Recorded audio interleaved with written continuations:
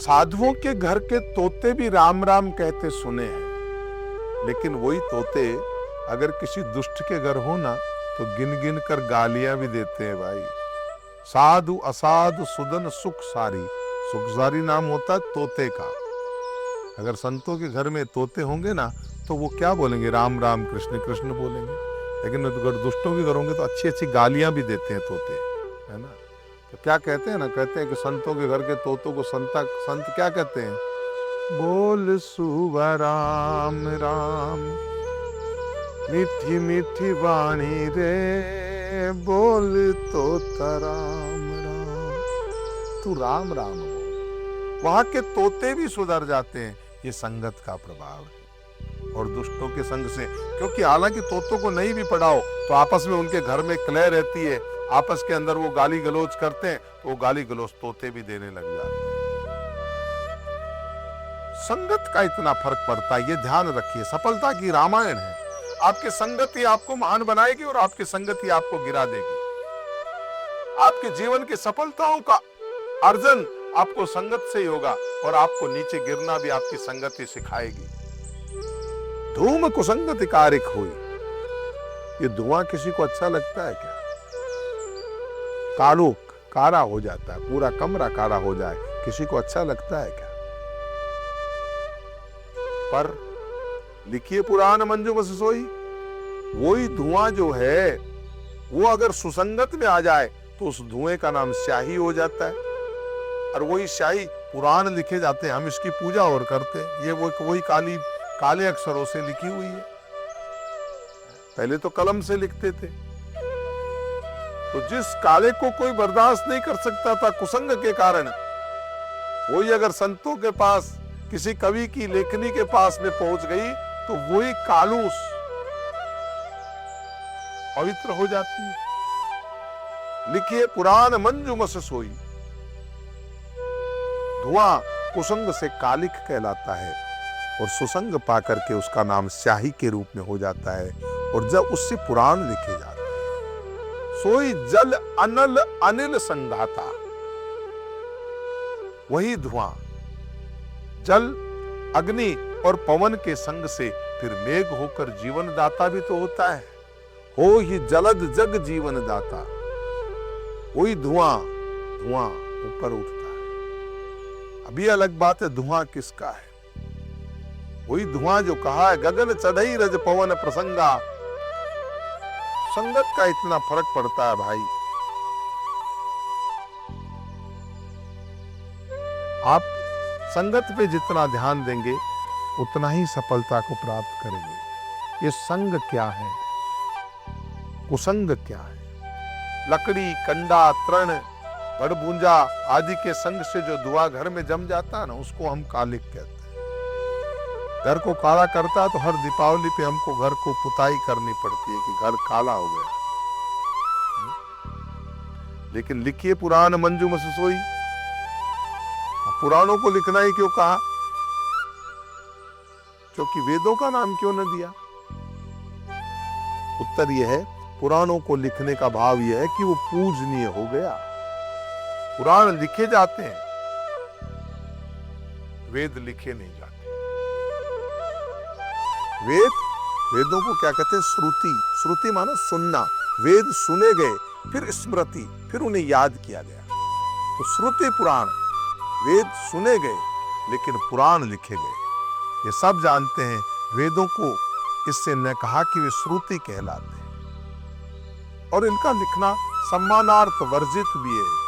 वेद और पुराण समानार्थक शब्द नहीं है। इनको गुरु परंपरा से सुनकर कंठ किया जाता है और फिर उन्हीं वेद के श्लोकों के ऊपर अपने विवेक अनुसार और गुरु जी की कृपा के अनुसार उसके ऊपर व्याख्यान किया जाता है।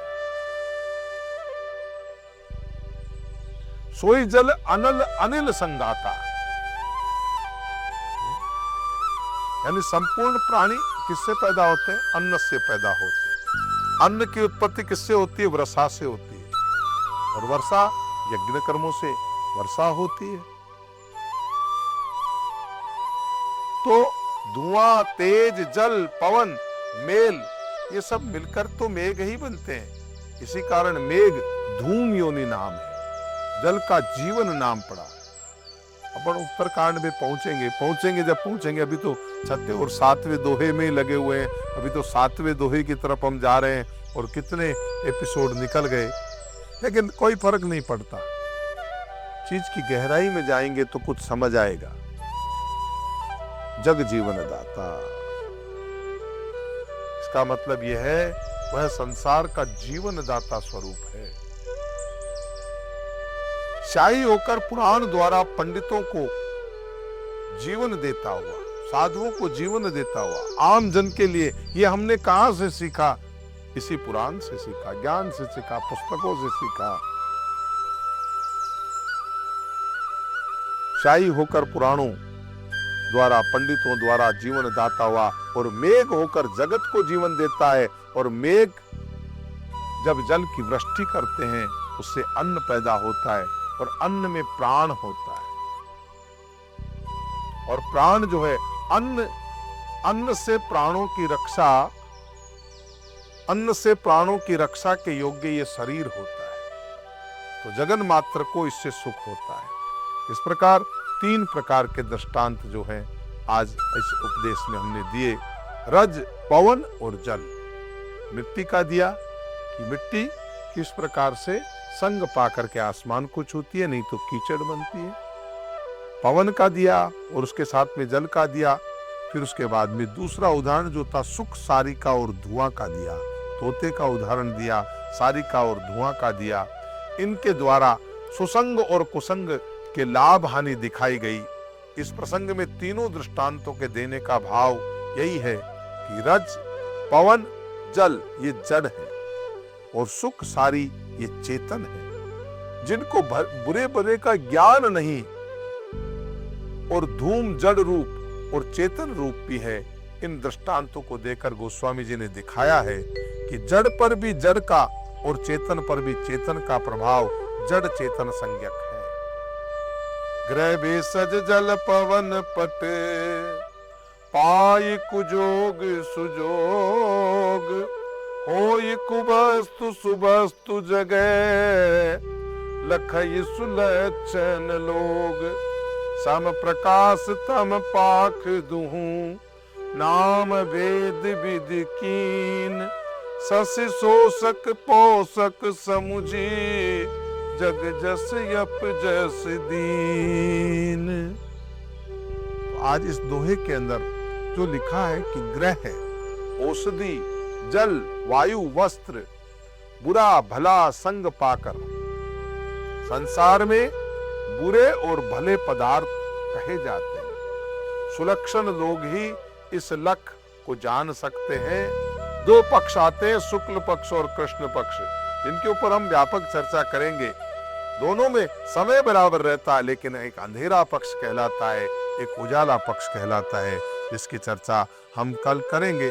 लेकिन आज क्योंकि समय का अपना अभाव है, इसलिए 7वें दोहे के श्रीमद् रामचरितमानस के 7वें दोहे की व्याख्या हम कल के सत्संग में करेंगे। आज लेट्स माइक इस कार्यक्रम सफलता की रामायण का समापन यही करते हैं। इंतजार कीजिए कल तक, तब तक के लिए विदा दीजिए। मैं संत श्री राम, आपका मंगल हो, इसी के साथ विदा लेता हूँ। आप सुन रहे थे let's mic more than radio. Follow कीजिए हमें हमारे सोशल मीडिया प्लेटफॉर्म्स पर। It's time for news. It's time for more than radio. Presenting the first radio news app, Let's Mic.